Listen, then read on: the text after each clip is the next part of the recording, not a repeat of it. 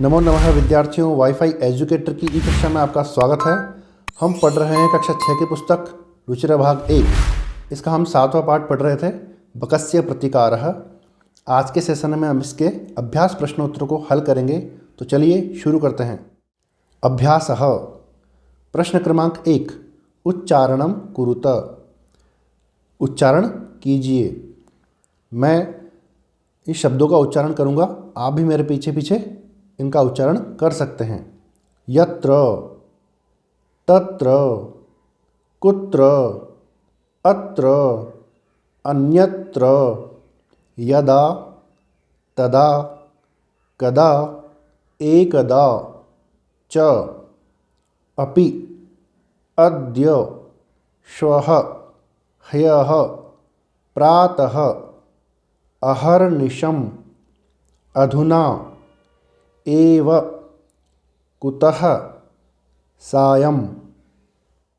प्रश्न क्रमांक 2, मंजूषातः उचितम् अव्ययपदं चित्वा रिक्तस्थानं पूरयत। मंजूषा से उचित अव्यय पद चुनकर रिक्त स्थान को पूरा कीजिए। यहाँ पर ये मंजूषा में कुछ शब्द हैं और इनसे हम रिक्त स्थानों की पूर्ति करते हैं। पहला है प्रातः भ्रमणं स्वास्थ्याय भवति। सुबह का घूमना स्वास्थ्य के लिए होता है। यहाँ पर प्रातः मंजूषा से लिया हुआ शब्द है। दूसरा है सर्वदा सत्यम वद। हमेशा सत्य बोलो। यहाँ पर सर्वदा मंजूषा से लिया हुआ शब्द है। तीसरा है त्वं कदा मातुल गृहं गमिष्यसि। तुम कब मामा के घर जाओगे। यहाँ पर कदा मंजूषा से लिया हुआ शब्द है। चौथा है दिनेशः विद्यालयं गच्छति। अहम अपि तेन सह गच्छामि। दिनेश विद्यालय जाता है, मैं भी उसके साथ जाता हूँ। तो यहाँ पर अपि मंजूषा से लिया हुआ शब्द है। पांचवा है अधुना विज्ञानस्य युगः अस्ति। आज विज्ञान का युग है। यहाँ पर अधुना मंजूषा से लिया हुआ शब्द है। छठा है अद्य रविवासरः अस्ति। आज रविवार है। यहाँ पर अद्य मंजूषा से लिया हुआ शब्द है।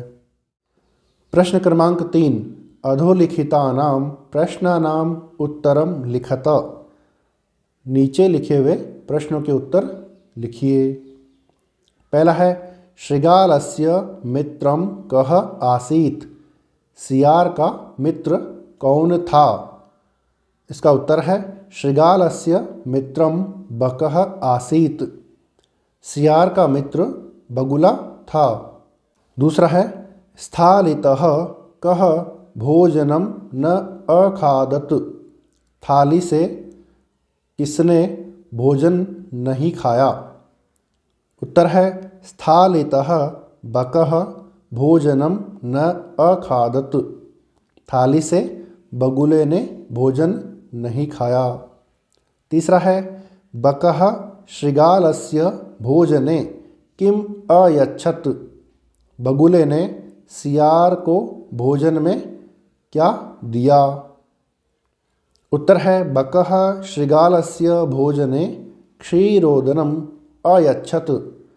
बगुले ने सियार को भोजन में खीर दी।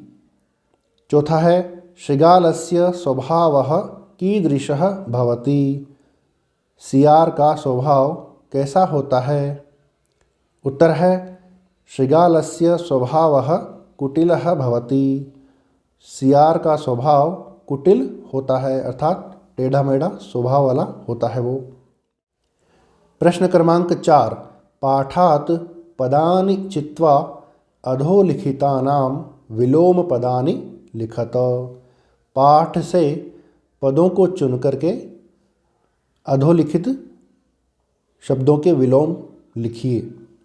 तो यहाँ पर उदाहरण दिया हुआ है शत्रुः, इसका हो जाएगा मित्रम। सुखदम इसका होगा दुःखदम।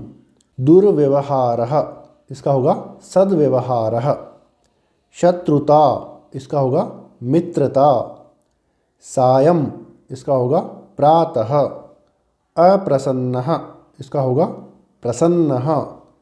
असमर्थः इसका होगा समर्थः। प्रश्न क्रमांक 5। मंजूषातः समुचितपदानि चित्वा कथां पूरयत। मंजूषा से उचित पद चुन करके कहानी को पूरा करो। यहाँ पर ये मंजूषा में शब्द दिए हुए हैं, इनसे हम कहानी को पूरा करते हैं। एकदा एकः काकः पिपासितः आसीत्। एक बार एक कौवा प्यासा था। सः जलं पातुम् इतस्ततः अभ्रमत। वह जल को पाने के लिए इधर उधर घूमा।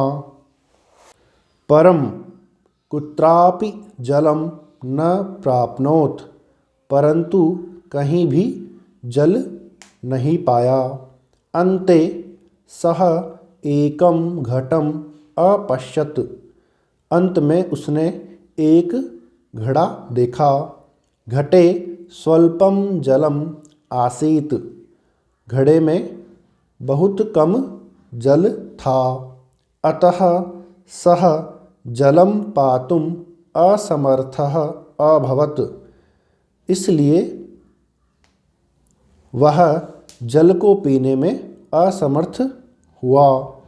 सः एकम उपायम अचिंतयत। उसने एक उपाय सोचा। सः पाषाणस्य खंडानि घटे अक्षिपत। उसने पत्थर के टुकड़ों को घड़े में डाला। एवं क्रमेण घटस्य जलम उपरि आगच्छत। इस प्रकार से क्रमशः घड़े का जल ऊपर आ गया। काकः जलम पीत्वा संतुष्टः अभवत। कौवा जल पी करके संतुष्ट हुआ। परिश्रमेण एव कार्याणि सिद्ध्यन्ति न तु मनोरथैः। परिश्रम से ही कार्य सिद्ध होते हैं, न कि सोचने मात्र से।